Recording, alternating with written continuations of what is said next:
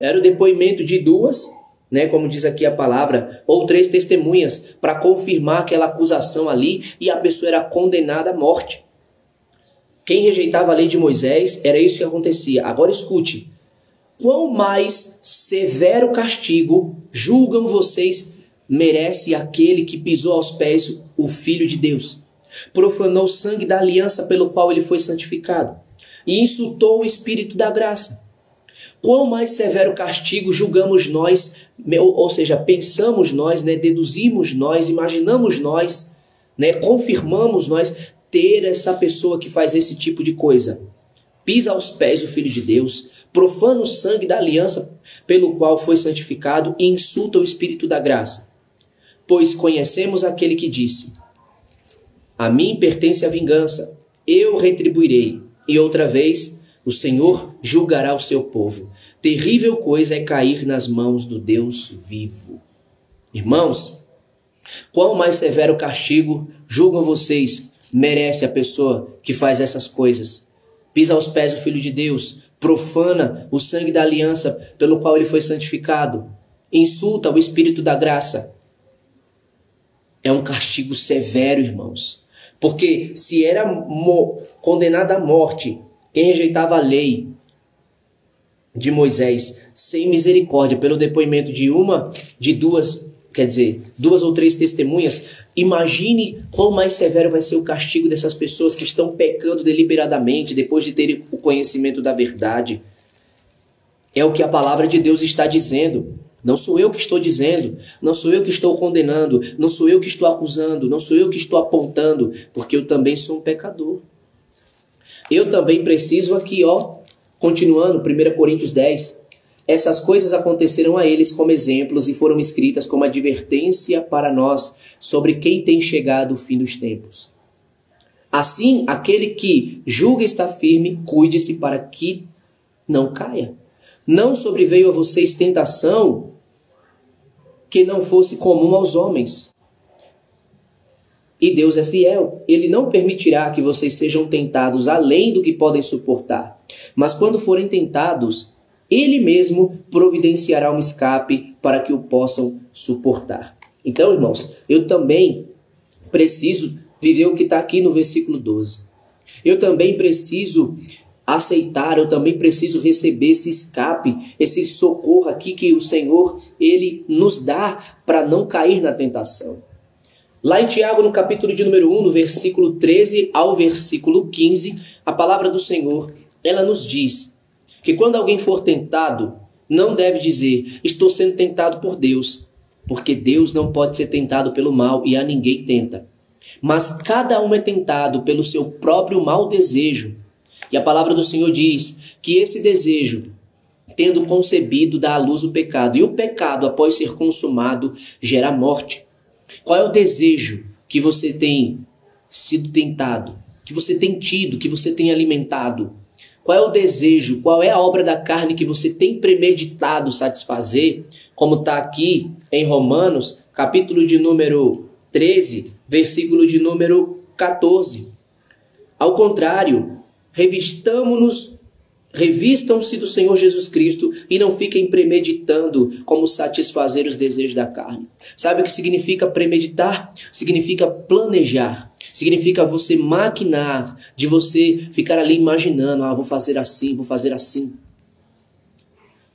Revistamo-nos do Senhor Jesus Cristo e não premeditemos como satisfazer os desejos da carne. Ou seja, Tiago 1, capítulo 1, do versículo 13 ao 15, a palavra do Senhor está ali dizendo, né? Cada um é tentado quando é seduzido e enganado pelo seu próprio mau desejo. Então, que desejo é que você está alimentando, que você está escondendo, que você não tem confessado? Porque é melhor, irmãos, é melhor que você confesse a tentação que você está passando do que você confessar o pecado. Porque você confessando a tentação, você ainda tem a oportunidade, tem o escape, tem o socorro, tem o livramento de Deus para não cair na tentação e cometer o pecado, do que você cometer o pecado depois de ter sido morto por causa do pecado. Porque a palavra do Senhor diz, E após o pecado ser consumado, gera a morte espiritual, irmãos. Gera esse esfriamento que você tem sentido, gera esse desvio da sua mente de Cristo para a mentalidade da carne. É como está escrito em 1 Coríntios, ou 2 Coríntios 13, 2 Coríntios 11, 3. A palavra do Senhor diz: o que receio e quero evitar é que, assim como Eva foi enganada com astúcia pela serpente, a mente de vocês seja corrompida e vocês se desviem da sua sincera e pura devoção a Cristo. Veja que a palavra do Senhor diz ali que esse era o receio, essa era a preocupação do servo do Senhor ali, do apóstolo Paulo. E olha o que ele diz no versículo de número 1. Espero que vocês suportem um pouco da minha insensatez, da minha loucura. Sim, por favor, sejam pacientes comigo. O zelo que tenho por vocês é um zelo que vem de Deus. Eu os prometi a um único marido, Cristo, querendo apresentá-los a ele como a virgem pura. O que receio e quero evitar é que, assim como a serpente enganou Eva com astúcia, a mente de vocês seja corrompida e se desvie da sua sincera e pura devoção a Cristo. Então, quando a minha mente, ela é corrompida, nos desviamos da nossa sincera e da nossa pura devoção ao Senhor. Por quê? Porque a nossa mentalidade, ela foi corrompida.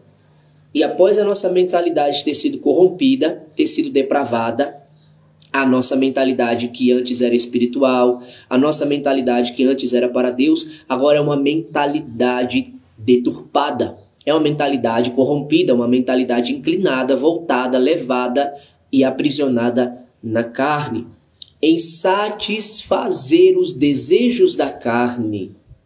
E o que a palavra do Senhor diz lá em Efésios, capítulo de número 2, olha só o que Deus ele fala, irmãos, que é na minha vida e na sua vida também. Efésios capítulo 2. Vocês estavam mortos em suas transgressões e pecados, nos quais costumavam viver, quando seguiam a presente ordem deste mundo e o príncipe do poder do ar, o espírito que agora está atuando nos que vivem na desobediência. Anteriormente, todos nós também vivíamos entre eles, satisfazendo a vontade da nossa carne, seguindo os seus desejos e pensamentos. A palavra do Senhor diz aqui também, em Colossenses, capítulo de número 1, versículo 21. Antes vocês estavam separados de Deus e na mente de vocês eram inimigos por causa do mau procedimento de vocês. A palavra do Senhor diz em Gálatas capítulo 5, irmãos, que a carne é inimiga do espírito e o espírito é inimigo da carne. Os dois estão em luta, os dois estão em briga constante. E o que é que você tem feito? Para quem você tem dado lugar na sua vida? No que você tem vivido, na carne ou no espírito? Em Gálatas, no capítulo 5, versículo 24, a palavra do Senhor diz: os que pertencem a Cristo Jesus crucificaram. Sabe o que significa? Significa mataram. Porque Cristo, quando foi crucificado na cruz, ali por causa dos nossos pecados, Jesus morreu. Quando eu e você crucificamos nossa carne, nós estamos matando ela, nós estamos rejeitando ela, nós estamos dizendo não para a satisfação que ela quer em seus desejos, em suas cobiças, em suas vontades. Todos esses desejos, todas essas satisfações geram a morte. Romanos capítulo de número 6, lá a partir do versículo 15, especificamente ali o versículo 20 ou é 21, eu não me lembro, mas está ali, ó. A palavra do Senhor diz: quando vocês eram escravos do pecado, estavam livres da justiça, ou seja, não tinham a justiça, não viviam na justiça, pelo contrário, odiavam, como está aqui em Colossenses 1, 21. Vocês estavam separados de Deus e na mente de vocês eram inimigos por causa do mau procedimento de vocês. Então, a palavra do Senhor diz que estávamos livres da justiça, ou seja, não tínhamos conhecimento e nem vivíamos. Por quê? Porque nós queríamos as obras das trevas, como está lá em João 3, a partir do versículo 21. Nós odiávamos a luz e nos afastávamos dela. Por quê? Porque as coisas que fazíamos eram más, eram os desejos pecaminosos, eram as satisfações, eram coisas vergonhosas, como está em Efésios 5, que a palavra diz, e até mencionar o que eles fazem oculto é vergonhoso. Mas tudo quando é exposto pela luz, torna-se visível, pois a luz torna visíveis todas as coisas. E a palavra do Senhor diz para trazermos essas coisas à luz. Ou seja, é levar Jesus para nossa vida, para Jesus, que é a luz da vida, repreender essa escuridão da morte. Para Jesus, que é a luz da vida, repreender essa escuridão, essa enganação, esse aprisionamento do pecado. A palavra do Senhor, ela nos diz, e no versículo 21, se eu não me engano, de Romanos capítulo 6, o que vocês escolheram fazendo essas coisas, praticando essas coisas, o fruto dessas coisas é a morte. Nenhum benefício, irmãos, nenhum benefício praticar, satisfazendo essas obras da carne, esses desejos da carne, nenhum benefício traz para a nossa vida. A única coisa que eu vou até abrir aqui, Romanos capítulo de número 6, versículo 21. Que fruto colheram então das coisas das quais agora vocês se envergonham? O fim delas é a morte. Não tem fruto nenhum, irmãos. Nenhum fruto você vai colher. Gálatas capítulo de número 6, versículo de número 7 e 8. Olha o fruto lá que você vai colher das obras da carne. Gálatas no capítulo de número 5, versículo de número 21. Olha também qual é no final do versículo 20. Olha lá também qual é o fruto que você vai colher. Efésios capítulo de número 5, versículo de número 5. Olha lá também qual é o fruto que você vai colher. 1 Tessalonicenses capítulo de número 4, no versículo de número 7. Olha lá também qual é o fruto que você vai colher. Todas essas palavras dizem que o resultado final de todas essas obras da carne é só a morte. Será que vale mesmo a pena, irmão? Será que vale mesmo a pena você trocar sua eternidade com Cristo por causa de um momento? Por causa de um momento de satisfação, um momento de prazer sentindo na sua carne? Será que vale mesmo a pena, irmão? Será que você não tem entendido que a sua alegria não está na satisfação da sua carne, mas está no prazer de Jesus sobre você, está no amor de Jesus sobre você, está Ele em entrar em você, preencher o seu ser, está em você estar na presença dEle, está em você ter a presença dEle em você. Será que você não consegue entender isso? Eu tenho certeza que você consegue entender. Eu tenho certeza que você consegue compreender. Porque o Espírito Santo de Deus que toca em você, que convence você, que fala com você, que impede você, que diz para você não ir, mas você mesmo assim vai. Mesmo assim você cai, mesmo assim você peca, mesmo assim você satisfaz, mesmo assim você realiza. Sabe por quê? Porque o pecado, ele é uma escravidão, o pecado é um aprisionamento, e quem está preso não tem para onde ir. Quem está preso está lá trancado, seja na corrente ou seja numa cela, na grade, está fechado. Assim é o pecado também, é um aprisionamento, mas só que tem uma liberdade. Assim como um guarda vai lá com a chave para abrir aquela cela e aquela pessoa pode sair para fora, ela não está mais presa. Assim também é com relação ao pecado também. Jesus Cristo é a libertação da escravidão do pecado. Jesus é a libertação da escravidão do pecado. Quando eu e você damos lugar a Jesus, quando eu e você nos revestimos do Senhor Jesus Cristo, quando eu e você temos o Espírito do Senhor Jesus Cristo, então eu e você estamos livres da escravidão do pecado. Continuamos sendo pecadores, como a palavra do Senhor mesma diz. Em Romanos capítulo 6, versículo 12 está escrito: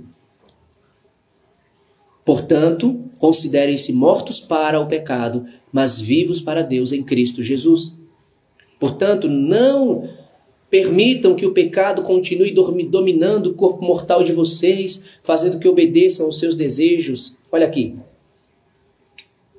Versículo de número 11, foi o que eu li. Da mesma forma, considerem-se mortos para o pecado, mas vivos para Deus em Cristo Jesus. E o 12 diz: portanto, não permitam que o pecado continue dominando o corpo mortal de vocês, fazendo que obedeçam aos seus desejos. Não ofereçam os membros do corpo de vocês ao pecado como instrumentos de injustiça. Antes, ofereçam-se a Deus como quem voltou da morte para a vida, e ofereçam os membros do corpo de vocês a Ele como instrumentos de justiça.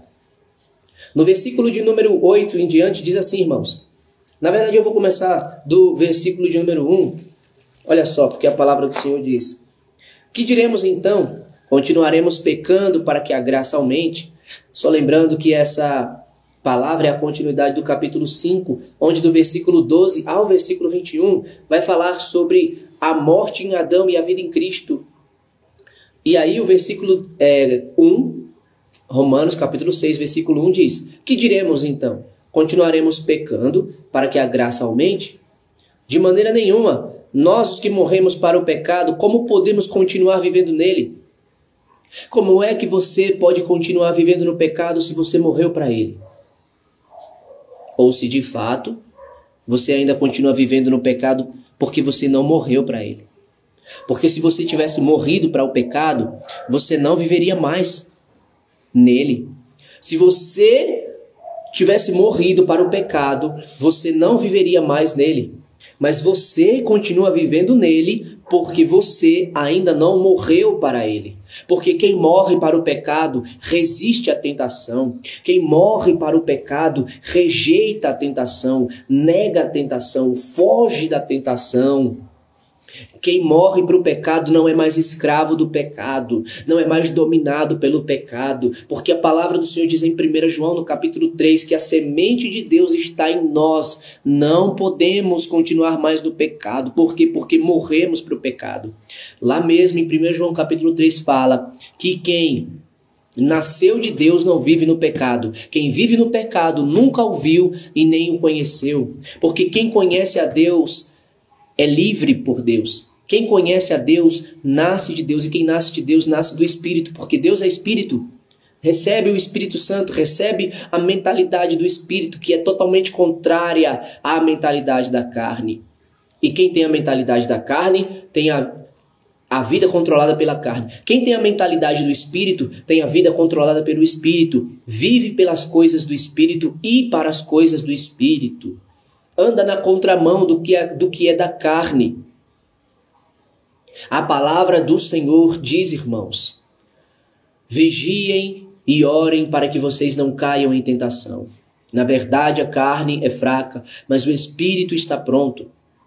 A palavra do Senhor diz em Gálatas 5,16: portanto, vivam. Eu vou até abrir para poder compartilhar com os irmãos, para não falar assim sem falar como está escrito, né? Por isso digo, vivam pelo Espírito e de modo nenhum satisfarão os desejos da carne. A palavra do Senhor, irmãos, está dizendo que de modo nenhum satisfaremos os desejos da carne se vivermos pelo Espírito. Lá em Romanos, no capítulo 8, fala que quem tem o Espírito de Deus é filho de Deus, vive segundo esse Espírito. Mas quem não tem o Espírito de Cristo, o tal não pertence a Ele. Não pertence ao Senhor, não pertence a Cristo. Se você não tem o Espírito de Deus, você ainda não se arrependeu dos seus pecados.